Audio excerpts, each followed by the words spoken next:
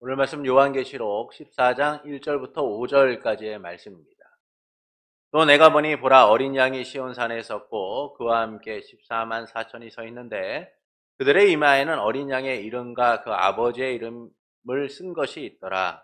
내가 하늘에서 나는 소리를 들으니 많은 물소리와 같고 큰 우레소리와 같은데 내가 들은 소리는 검은 고 타는 자들이 그 검은 고를 타는 것 같더라.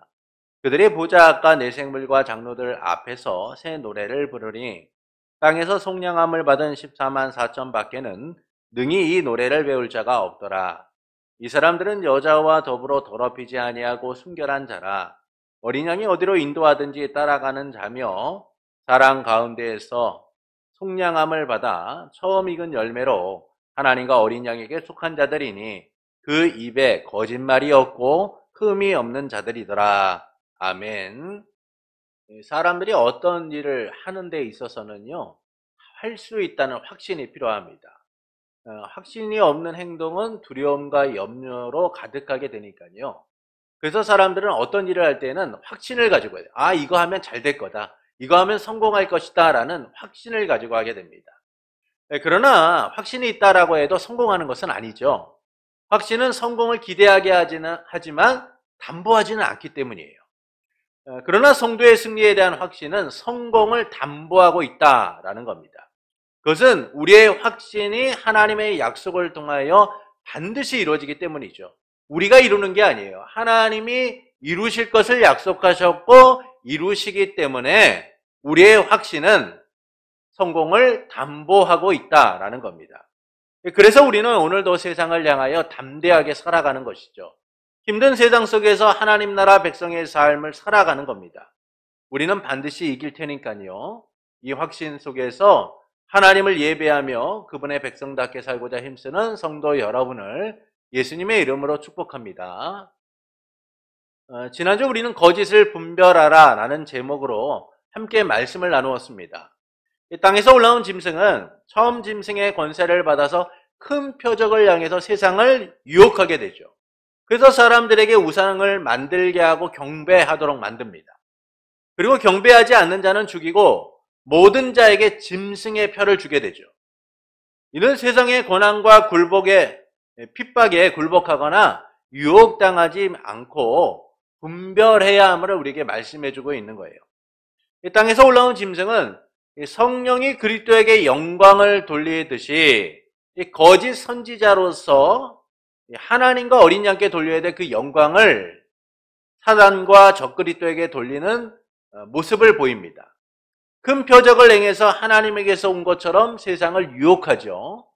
그리고 짐승에게 속한 자들에게 짐승의 표를 주어서 그 권세 아래 살도록 만듭니다. 이런 상황에서 하나님께서는 지혜가 여기 있으니 총명한 자는 짐승의 수를 세어보라 라고 말씀하죠. 거짓에 속지 말고 영적으로 분별하여 살아가라 라고 말씀하는 겁니다. 우리가 인내와 믿음을 가지고 세상과 싸우며 살아가지만 유혹당하면 어떻게 돼요? 분별할 능력이 없으면 어떻게 됩니까? 넘어지기 때문이죠.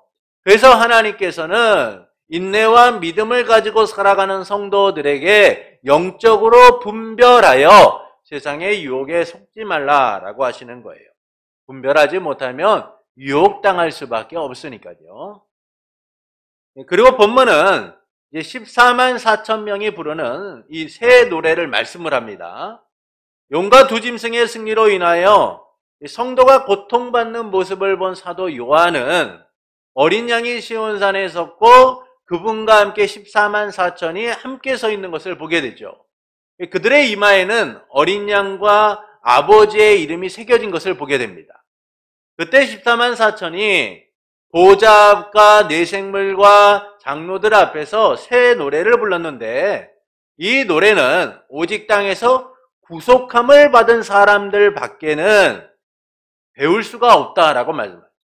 14만 4천 밖에는 배울 수가 없다라고 해요.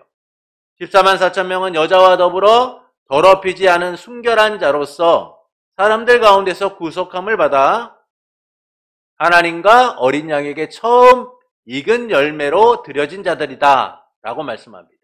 그리고 그들은 그 입에 거짓말이 없고 흠이 없는 자들이다 라고 말씀을 하죠. 이를 통해서 말씀하시는 바는 무엇일까요? 사람들은 누구나 인생의 역전을 꿈꿉니다. 그래서 매 순간 기대를 품고 로또를 사거나 역전을 위한 여러 방법을 찾는 사람들을 우리는 보게 되죠. 그러나 기대처럼 인생의 역전이 이루어집니까? 잘 이루어지지 않아요. 그래서 우리는 인생의 역전을 꿈꾸지만 여전히 변하지 않는 이 현실 속에서 낙심하고 실망하며 살아가게 되죠. 오히려 역전보다는 날마다 패하는 삶을 살게 됩니다. 스루야의 아들 요압은 이 다윗의 조카이자 다윗 군대의 총사령관으로서 승승장구했던 인물이에요. 능력과 충성심은 대단했지만 때론 다윗의 말조차 듣지 않는 등 자기 마음대로 오만한 행동을 했던 사람입니다. 권력에 취해서 왕에게 불순종하기도 했죠. 이런 이유로 다윗의 관심에서 요압은 멀어지게 됩니다. 그리고 다윗의 죽음이 가까이 오면서 권력을 지키고자 하는 요압의 욕망은 더해져 가게 돼요. 이제 다윗의 시대가 끝나고 새로운 왕이 세워지게 되면 요압의 입지는 줄어들 것이 분명했기 때문이죠. 그래서 그는 다윗이 솔로몬을 후계자로 지목했음에도 불구하고 아도니아를 왕으로 삼고자 합니다. 자기가 원하는 대로 이스라엘의 권력을 움켜쥐고 흔들고 싶었던 거예요. 저물어가는 인생의 끝에서 다시 권력의 정점에 서서 인생의 역전을 이루고자 했습니다. 그러나 그의 기대와 달리 아도니아를 왕으로 세우려고 했던 일은 실패하게 되고 오히려 위기가 찾아오게 되죠. 그래서 그는 죽음을 면하고자 제단으로 달려가 제단의 뿔을 잡고 생명을 지키고자 했지만 지난날 다윗의 명을 어기고 무고한 자들을 죽인 그 피 흘림으로 인하여 결국 솔로몬의 손에 죽게 됩니다. 다시 권력을 잡아 역전을 꿈꾸고자 했던 요압의 마지막은 실패로 끝나고 비극적 최후를 맞이하게 되죠. 이처럼 모두가 기대하는 것처럼 인생의 역전을 이루는 일은 쉽지가 않아요. 그런데 본문은 놀랍게도 역전의 노래가 울려 퍼지고 있습니다. 용과 바다에서 올라온 짐승, 땅에서 올라온 짐승으로 인하여 성도들은 땅에서 패배한 자처럼 고통받고 억압받고 많은 어려움을 겪게 돼요. 사로잡힐 자는 사로잡히고 죽임을 당할 자는 죽임을 당하는 등 너무나 안타까운 현실 가운데 놓여 있습니다. 그런데 성도들이 새 노래를 부르기 시작했다라는 거죠. 그들은 14만 4천으로서 이미 땅에서 사로잡히거나 죽은 자들이에요. 온갖 고난과 핍박으로 인하여 땅에서는 패배한 자처럼 보였습니다.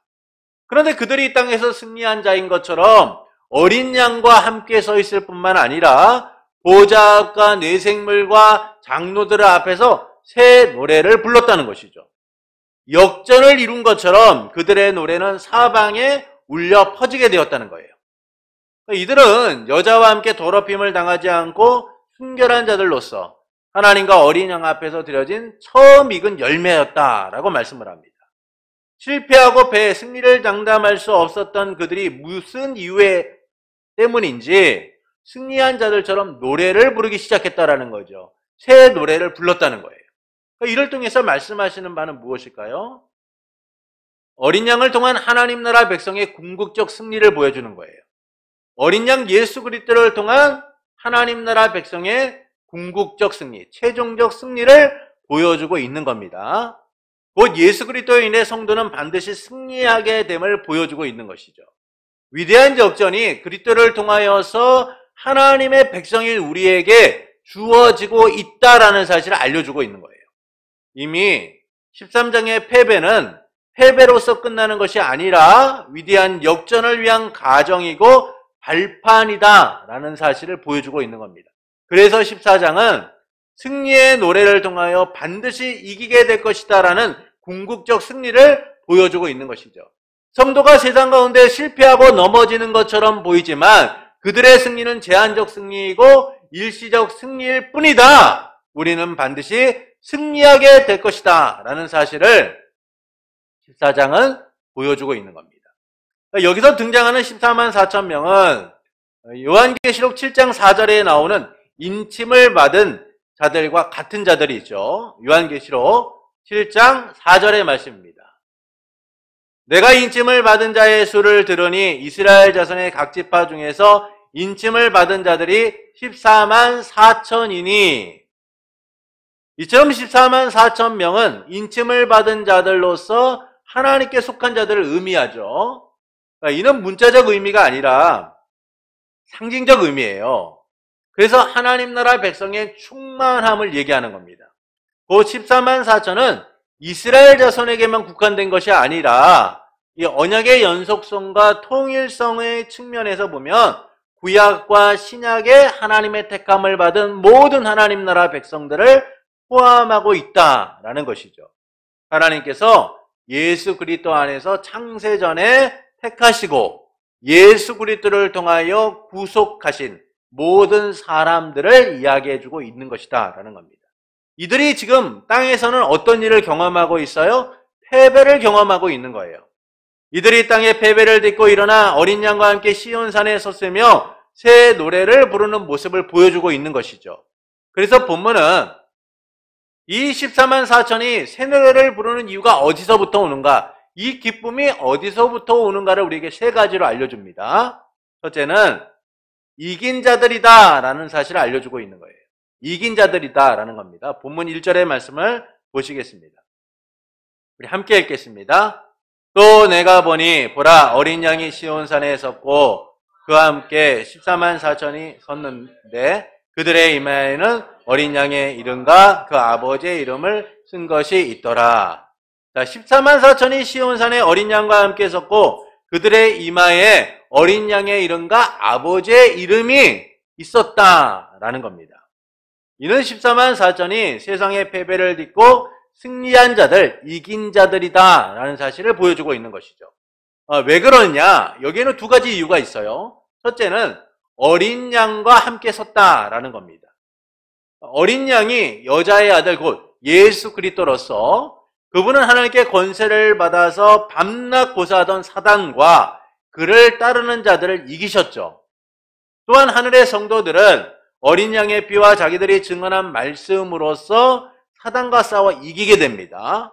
이때 사단은 하늘에서 쫓겨나 땅으로 내쫓기게 되죠. 하늘에서 땅으로 내쫓기게 됩니다. 그래서 교회와 성도를 박해하게 됩니다.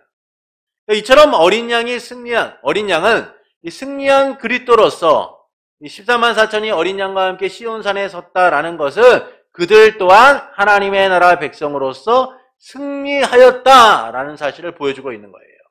예수 그리스도께서 승리하신 것처럼 땅에서 핍박받던 하나님 나라 백성들이 이제는 승리하여 어린 양과 함께 서게 되었다라는 사실을 보여주고 있는 겁니다. 두 번째는 이마에 어린 양의 이름과 하나님의 이름이 쓰였다라는 것이죠. 예수님께서는 빌라델비아 교회를 향해서 이기는 자들에게 주어질 상급을 말씀하세요. 요한계시록 3장 12절의 말씀을 보시겠습니다. 함께 읽겠습니다. 이기는 자는 내 하나님의 성전의 기둥이 되게 하리니 그가 결코 다시 나가지 아니하리라. 내가 하나님의 이름과 하나님의 성 곧 하늘에서 내 하나님께로부터 내려오는 새 예루살렘의 이름과 나의 새 이름을 그의 위에 기록하리라. 자, 이기는 자는 어떤 일이 이루어져요? 하나님 성전의 기둥이 되는데 그들의 위에는 이름이 세 가지 새겨지게 됩니다.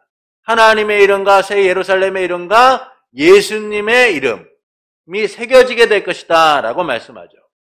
이는 그들이 하나님과 어린 양에게 속한 자로서 승리하게 되었다라는 사실을 나타내주고 있는 거예요.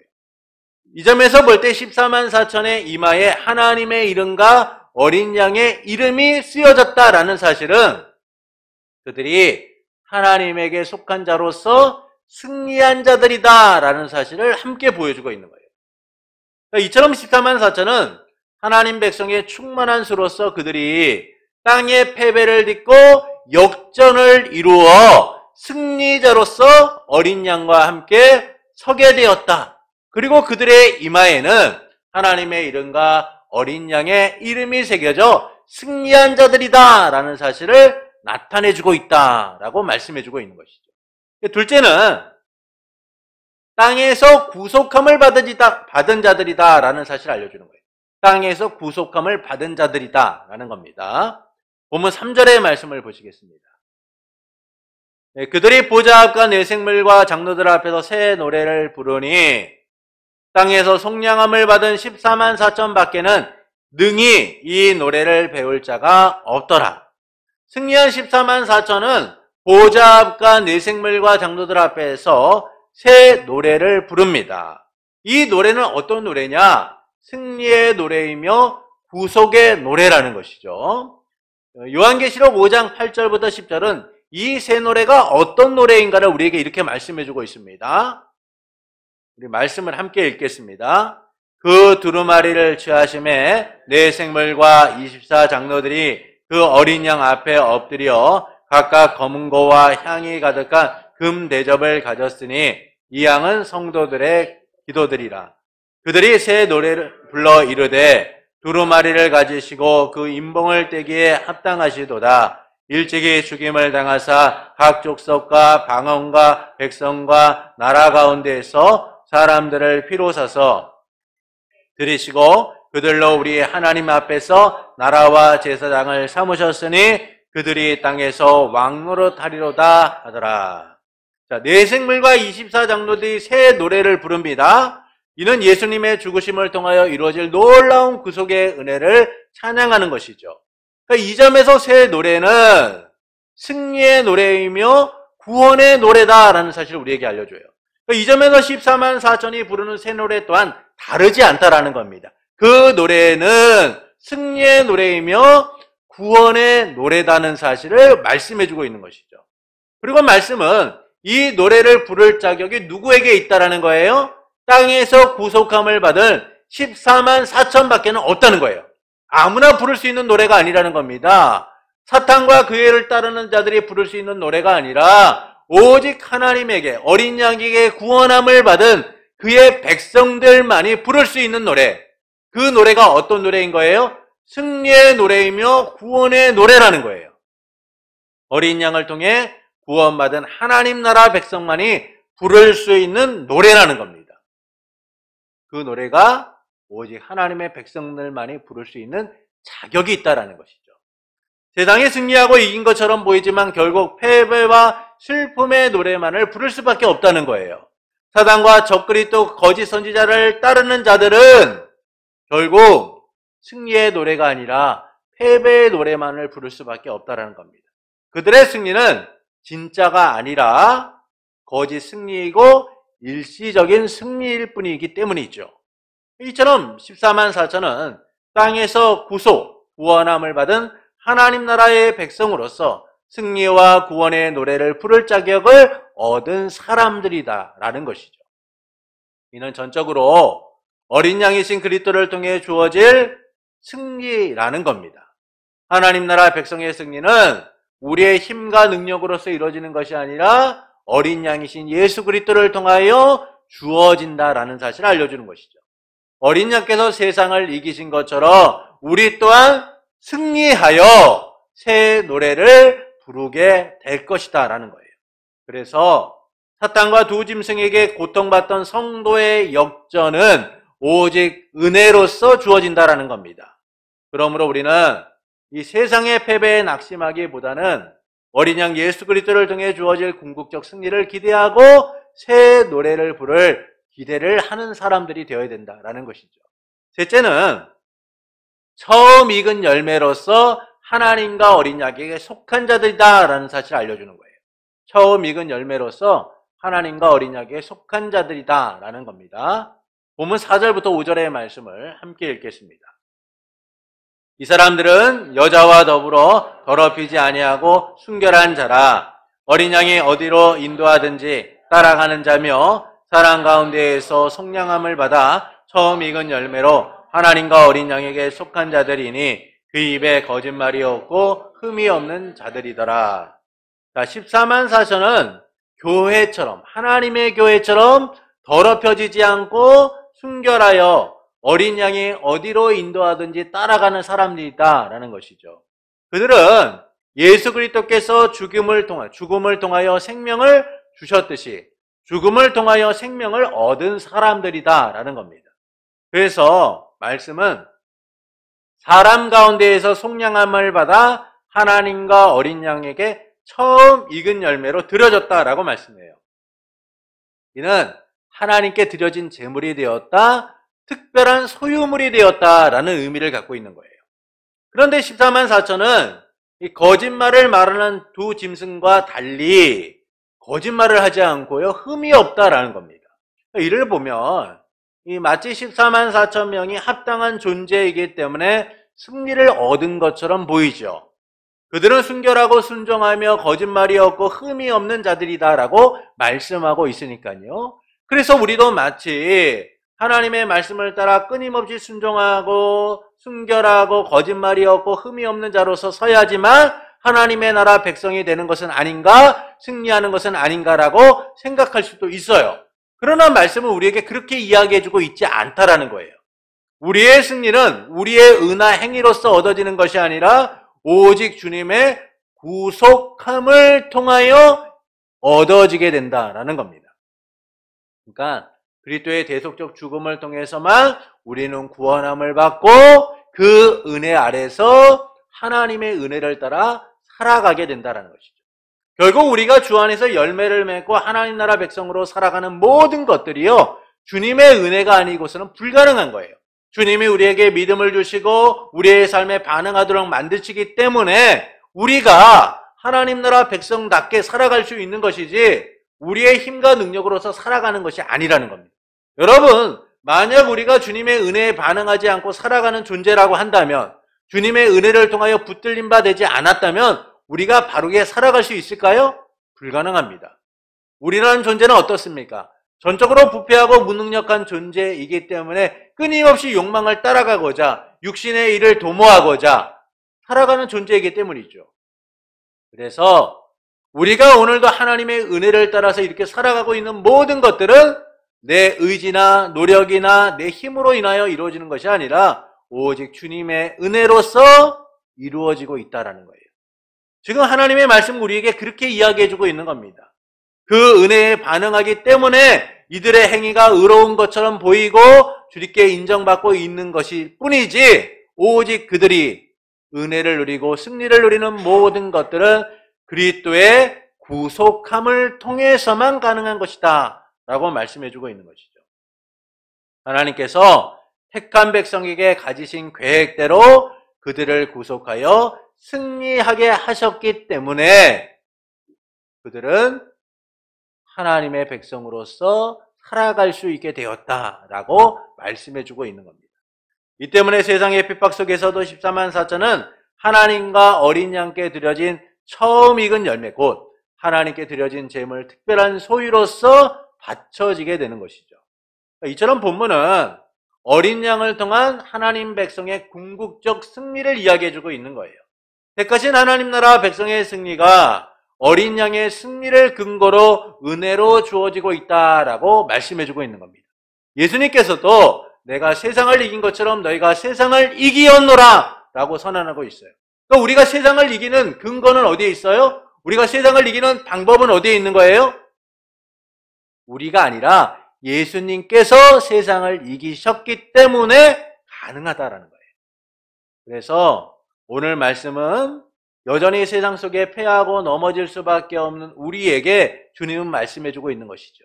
지금 넘어지고 있느냐? 지금 실패하고 있느냐? 지금 너가 고난과 핍박으로 인하여 낙심하고 있느냐? 그러나 나를 통하여 너희는 반드시 승리하게 될 것이다. 너희가 나와 함께 서게 될 것이고 너희의 이마에는 하나님의 이름과 나의 이름이 새겨질 것이고 너희는 새 노래를 부르게 될 것이다. 너희는 승리한 자로서 그 기쁨을 누리게 될 것이다 라고 말씀해주고 있는 거예요. 그래서 하나님 나라 백성의 승리는 약속과 은혜로서 주어지는 승리이기 때문에 우리는 최종적으로 그 승리를 누리게 될 것이다 라는 겁니다. 이 승리는 오늘도 고난을 겪는 성도의 궁극적 승리이고 최종적 승리로 나타나게 될 것이다 라는 것이죠. 야구 경기를 보면 가장 짜릿한 경기가 어떤 경기예요? 9회 말 투아웃의 상황에서 역전을 하는 거 아닙니까? 그러면 그것을 지켜보는 사람들은 환호할 수밖에 없어요. 모두 다 이제 졌다, 이제 가망성이 없다라고 생각하는 그 순간 역전을 이루는 모습을 보면 환호하게 되죠. 하나님의 은혜를 통하여 우리에게 주어질 승리는 그 짜릿하고 놀라운 승리보다 더 값지고 위대한 거예요. 하나님은 우리의 삶의 역전의 기쁨을 누리도록 하나님의 은혜의 시간표를 따라서 우리의 승리를 예정하셨기 때문이에요. 우리의 승리를 확정하셨기 때문이죠. 멈추지 않는 승리의 노래, 새 노래로 그래서 우리는 충만하게 될 거예요. 모두가 졌어, 이제 희망이 없어, 포기하자라고 말하는 순간 역전케 하시는 하나님의 은혜를 통하여 우리는 승리의 기쁨을 누리게 될 것이다 라는 겁니다. 하나님의 구원하심이 우리에게 임하여 승리와 구원의 노래로 충만하게 될 거예요. 이를 통해서 하나님께서는 우리가 어떻게 살아가기를 원하실까요? 승리의 확신 속에 살기를 원하시는 거예요. 승리의 확신 속에 살기를 원하시는 겁니다. 우리의 확신은요, 내게서 오는 게 아니라 하나님의 약속을 통하여 온 거예요. 이 약속은 하나님께서 예수 그리스도를 통해 확증하신 것이고 반드시 이루실 승리를 포함하고 있기 때문이죠. 그래서 우리는 승리의 확신 가운데 거해야만 합니다. 그러나 우리는 승리의 확신보다는요, 세상에 날마다 지는 삶을 살아가요. 승리의 확신보다는 두려움과 염려 속에 살아갑니다. 매일 매순간 염려하고 걱정하고 고민하고 살아가죠. 지면 어떡하지? 넘어지면 어떡하지? 실패하면 어떡하지? 그런 염려와 걱정 속에서 하루하루를 살아갑니다.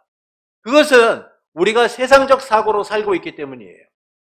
현실적이고 객관적인 이 세상적 사고로 삶을 들여다보다 보니까 두려움과 염려가 엄습하는 거죠. 여러분, 세상적 사고를 가지고 우리의 삶을 들여다보십시오. 객관적인 수치를 가지고 우리를 들여다보세요. 답이 분명해요. 안 돼. 불가능해. 실패할 수밖에 없어. 이런 답들이 분명한 거예요. 객관적 수치를 가지고 우리를 살펴보면 우리의 삶은 암울하기까지 해요. 보이는 자료로 내 삶을 대입하니까 답이 안 나오는 거예요. 그래서 매일 두려움과 염려 속에 살아가는 겁니다. 매일 지는 싸움을 살아가게 되는 것이죠. 세상적 사고로 살아가고 있기 때문이에요. 그러나 성도는 세상적 사고로 현실을 바라보는 사람들이 아니에요. 하나님의 시선, 하나님의 말씀으로 세상을 들여다봐야 돼요. 칼빈은 우리가 어떻게 세상을 들여다봐야 하는가를 이렇게 얘기해요. 안경을 통하여 세상을 제대로 볼 수 있는 것처럼 하나님의 말씀을 통하여 세상을 들여다볼 때 우리는 제대로 하나님의 백성으로 살아갈 수 있게 된다라고 얘기해요.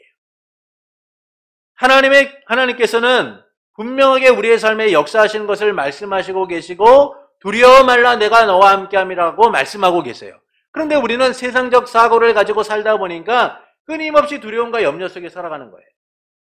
그러나 우리는 하나님의 역사를 생각해야 돼요.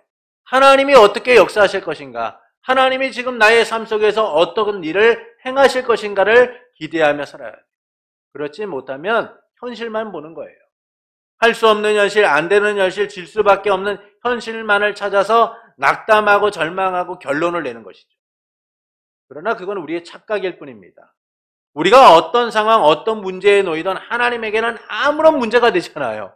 여러분, 문제는 우리에게만 있는 거예요. 하나님에게는 아무런 문제가 되지 않는데 스스로 우리는 결론을 내리는 거죠. 안 돼. 불가능해. 라고 결론을 내려요. 여러분, 아브라함이요, 현실적 문제로 사라의 권유를 받아서 이집트 여정 하가를 첩으로 삼습니다. 사라가 뭐라고 얘기해요? 당신도 늙고 나도 늙어서 아이를 낳는 게 불가능해요. 그러니 이집트 여정 하가를 통하여 아이를 낳으세요. 하나님이 이 아이를 통하여 하나님의 약속을 이뤄가실지 어떻게 알아요? 그 이야기를 듣는 순간 아브라함이 생각해보니까 맞는 것 같아요. 나도 늙었고 아내도 늙었고 우리 둘이서 아이를 낳는 일은 불가능해. 그러니 아내의 말대로 하가를 통하여 아이를 낳게 되면 하나님의 약속을 이렇게 이루는 게 아닐까라고 생각한 거예요. 그래서 그의 나이 86세에 이스마엘을 낳게 됩니다. 이 때문에 아브라함은 무려 13년 동안 하나님이 없는 삶을 살아요. 그냥 아이를 낳은 기쁨 속에서 현실만 바라보고 세상만을 바라보고 그렇게 하루하루 살았어요. 그 기간이 13년이에요. 하나님이 없는 삶. 그런데 그의 나이 99세 때에 하나님이 그에게 찾아오세요. 그리고 말씀하죠. 나는 전능한 하나님이라 너는 내 앞에서 행하여 완전하라. 아브라함은 현실의 문제로 하갈을 취하여 이스마엘을 낳았지만 하나님께서는 그런 현실적 문제를 지적하시는 거예요. 야, 내가 누군지 알아? 전능한 하나님이야. 너 현실적 문제로 하갈을 통하여 이스마엘을 낳고 그렇게 기뻐하고 만족하고 살았지. 그러나 나는 전능한 하나님이야. 그러니 너 이제라도 내 앞에서 바르게 살아. 그리고 하나님 뭐라고 말씀합니까? 사라를 통하여 아들을 낳을 것이다 라고 말씀하죠. 그리고 하나님께서는 아브라함의 나이 100세, 사라의 나이 90세에 이삭을 낳게 하십니다. 아브라함만이 아니죠. 모세도 마찬가지였어요. 현실적 문제로 하나님의 역사를 거부했습니다. 이집트의 왕제로 성공적인 삶을 살던 모세는 민족의 독립을 꿈꾸다 이집트 관리를 죽인 일이 들통나 미디안으로 도망가게 되죠. 그곳에서 그는 무너진 현실을 마주하게 돼요. 여러분, 왕자로 살았던 사람이 이 미디안 강에서 목자로서 살아간다는 이 쉬운 일이겠습니까? 모든 게 서툴 거예요. 양을 치고 목자로 살아가는 삶을 살아가면서 그는 절망하게 돼요. 그래서 아이를 낳고 뭐라고 얘기하면, 게르솜, 내가 이방에서 객이 되었다. 내 인생 왜 이 모양 이 꼴이 되었지? 야, 참 내 인생 참 비참하다. 그는 무너진 삶과 마주하면서 목자로서 하루하루를 살아갑니다. 근데 그 기간이 얼마나 됐어요? 40년을 살아요. 그런데 그의 나이 80세에 하나님이 그를 부르시는 거죠. 모세야, 내가 너를 이스라엘을 위한 구원의 도구로 삼겠다. 내가 너를 이집트 땅으로 보내서 내 백성을 인도하겠다. 하나님의 말씀을 듣는 순간 기가 막힌 거예요. 하나님, 제가 뭘 할 수 있겠습니까? 그래서 모세는 무려 5번이나 하나님의 말씀을 거절합니다. 하나님, 저는 자격이 없습니다. 하나님, 그들이 하나님의 이름을 물으면 뭐라고 대답할까요? 백성들이 나를 믿지 않고 내 말을 듣지 않으면 어떡할까요? 저는 입이 뻣뻣하고 혀가 둔해서 말을 할 줄 모릅니다. 저 말고 보낼 만한 사람을 보내십시오. 모세는 현실적 이유로 무려 5번이나 하나님의 말씀을 거절해요. 그러나 하나님께서는 그를 설득하여 이스라엘의 지도자로 서게 하시죠. 모세의 걱정과 달리 하나님은 그를 통하여 역사하셨고 그분의 뜻을 이뤄 이스라엘 백성을 이집트에서 나오도록 만드십니다. 이처럼 하나님의 역사는 세상적 사고로 보아서는 온전히 누리지 못하는 거예요. 세상적 사고는 하나님의 한계를 정해서 하나님을 무능한 분으로 만들기 때문이에요. 여러분, 우리가 살아가면서 이런 모습들을 보일 때가 많아요. 하나님의 역사하심을 기대한다라고 말을 하지만 세상적 사고로 안 되는 이유들만을 이야기해요. 불가능한 이유들만을 이야기합니다. 그리고 하나님의 한계를 스스로 정하는 것이죠. 안 돼, 될 수 없어. 얼마나 하나님을 무능력하고 무능한 존재로 만들고 있는지 우리가 생각해 봐야 돼요. 근데 주님이 다시 말씀하시는 거예요.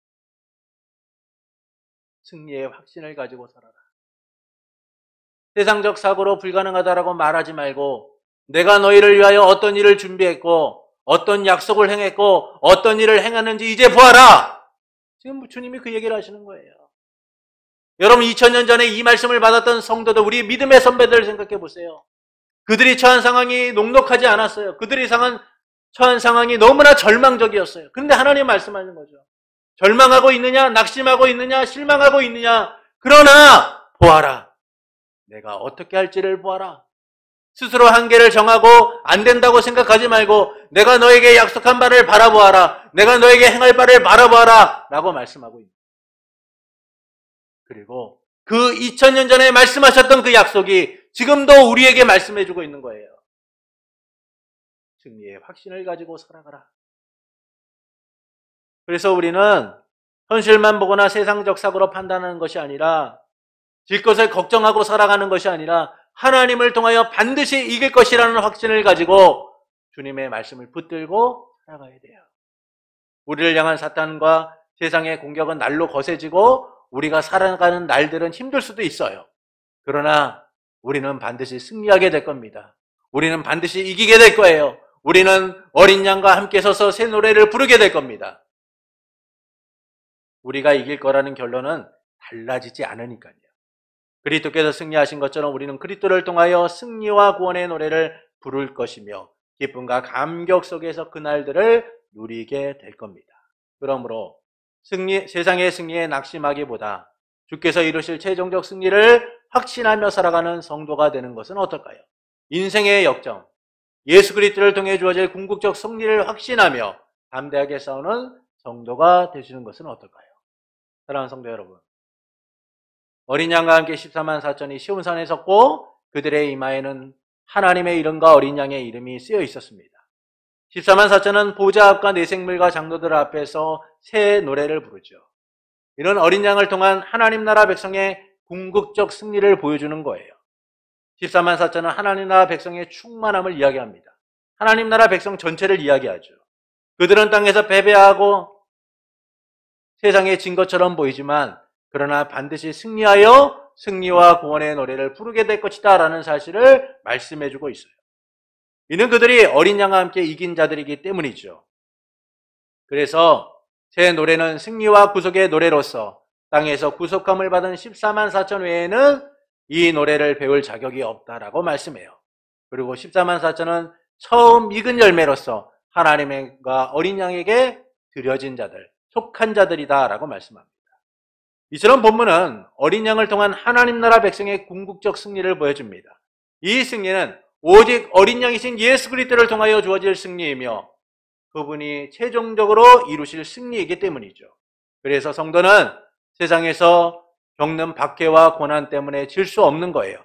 주님이 반드시 이기도록 하시기 때문입니다. 이를 통해 하나님께서는 우리가 어떻게 살기를 원하실까요? 승리의 확신 속에 살아가기를 원하시는 거예요. 그러나 우리는 승리의 확신보다 두려움과 염려 속에서 날마다 지는 삶을 삽니다. 그것은 세상적 사고로 살기 때문이죠. 세상적인 사고로 사는 순간 하나님의 역사를 기대하지 않고 현실만을 바라보게 되는 거예요. 여러분, 이스라엘 백성이 그 광야를 지나면서 하나님의 얼마나 놀라운 은혜들을 경험했습니까? 근데 가나안 땅에서 정탐꾼의 이야기를 듣고 그들은 어떤 이유로 분노하고 통곡했습니까? 세상적 사고를 가지고 들여다보니까 그 땅을 점령할 수 있는 가능성이 없는 거예요. 그래서 그들은 통곡하고 하나님을 원망하죠. 모세를 원망합니다. 차라리 우리가 이집트 땅에서 죽었으면 좋았을 것을. 골리앗을 앞에 두고 두려움했던 이스라엘 군대는 어땠습니까? 골리앗을 보니까 현실적으로 이기기가 불가능한 거죠. 3m가 넘는 사람을, 3m 가까이 되는 사람을, 싸움에 능한 사람을 저와 같은 작은 자가 싸워서 이긴다는 게 가능합니까? 불가능하잖아요. 이스라엘 군대는 그래서 두려움에 떨었어요. 그럼 이처럼 세상적 사고, 세상적 시각으로 바라보면 우리가 할 수 있는 일이란 없어요. 그래서 하나님의 역사를 기대하지 않고 하나님의 한계를 정하고 그렇게 살아가죠. 그러나 하나님은 약속하셨습니다. 우리가 반드시 이기게 될 것이다 라고 말이죠. 그래서 우리는 하나님이 하실 일을 기대하며 승리의 확신 가운데 살아가야 합니다. 고난의 시대를 사는 성도는 신앙의 승리, 최종적 승리를 기대하며 인내와 믿음으로 싸워나가야 하는 거예요. 반드시 이길 것이라는 승리의 확신, 이것이 우리를 세상을 이기도록 만들 겁니다. 하나님의 역사는 세상적 사고로 보아서는 안 됩니다. 하나님이 우리의 승리를 확정하셨고 반드시 이길 것이다라는 믿음을 가지고 오늘도 세상을 향하여 전진하고 세상을 향하여 또 전진하고 세상을 향하여 전진하여 하나님 나라 백성으로서 살아가는 삶이 되어야만 합니다. 그러므로 세상의 승리에 낙심하기보다는 주께서 이루실 최종적 승리를 확신하며 살아가는 성도가 되는 것은 어떨까요?